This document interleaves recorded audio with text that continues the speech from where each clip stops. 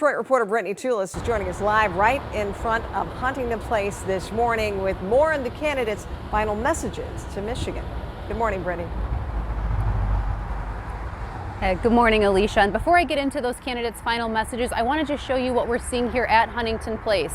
Now, this is not a polling location, but absentee ballots are going to be counted here, and we're starting to see some security measures happening. Now, back in these windows, we've seen a couple of canine crews sweeping the area.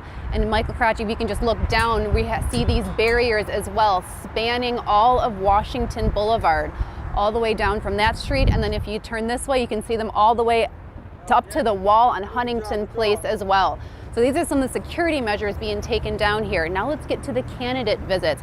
Former President Trump's candidate visit in Grand Rapids yesterday actually spanned into the early hours of today, and his running mate also made a stop in Flint, Michigan on Monday. Now on the Democratic side of the ticket, Vice Presidential candidate Tim Walz, accompanied with Michigan Governor Gretchen Whitmer, made their final push right here in downtown Detroit. A final presidential campaign push for Democrats. Hello, Detroit! Hello, Michigan! Who is fired up to elect Kamala Harris and Tim Walz? And Republicans across Michigan Monday. Are we ready to turn Michigan red today? Vice presidential candidate Tim Walz, flanked by Governor Whitmer, Senate candidate Alyssa Slotkin, and Bon Jovi took the stage at Hart Plaza Monday. The vice presidential candidate, speaking a little later than expected, tapping into his coaching roots to fire up the crowd. We are in the fourth quarter, 2 minutes left, the game is tied.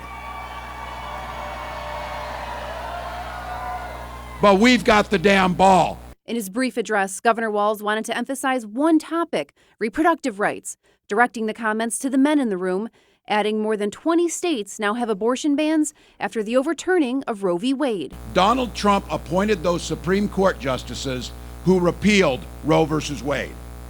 And he brags about it. Now we're seeing women turned away from emergency rooms, miscarrying in parking lots, whether they like it or not. Survivors of rape being forced to carry those pregnancies to term, whether they like it or not.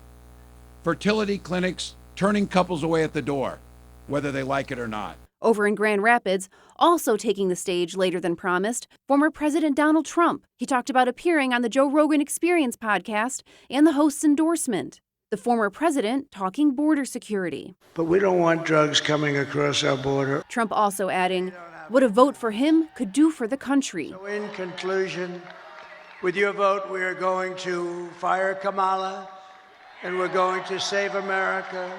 We will cut your taxes, end inflation, slash your prices, raise your wages, and bring thousands of factories back to America and back to Michigan. And a lot of it will be using my favorite word, tariff.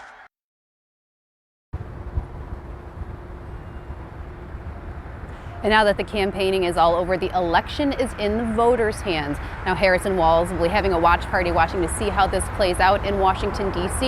And Trump and his camp will be having a watch party in Palm Beach, Florida. From live at Huntington Place, I'm Brittany Toulis for 7 News Detroit this morning. All right, Brittany, of course, so many people excited that the day is finally here, and we will be covering it all for you. Thanks for the live update.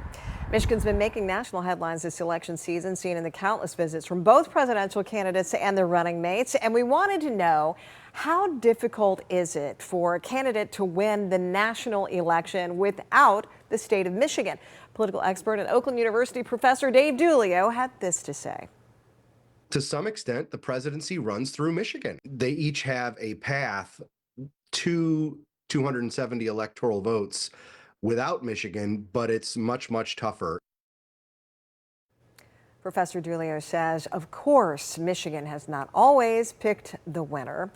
The election will not only decide who will occupy the White House for the next 4 years, but could also tip the balance of power in Congress and Lansing.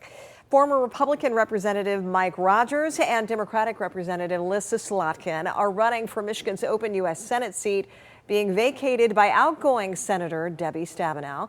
This race has been getting national attention with control of the Senate on the line. Michigan voters are crucial.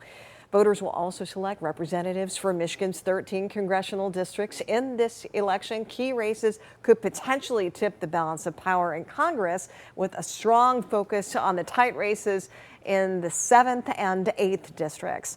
And there are a number of competitive districts for the Michigan State House of Representatives. There are 110 seats in the State House. Democrats hold 56 seats. Republicans hold 54. If Republicans flip 2 seats from blue to red, they will gain control of the chamber there in Lansing.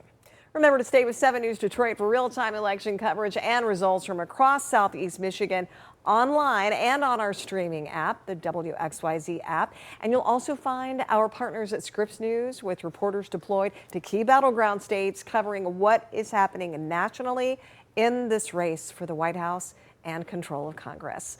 We'll be starting 7 News Detroit this morning, a half hour early tomorrow at 4 a.m., bright and early, to bring you all of the election results as they continue to come in.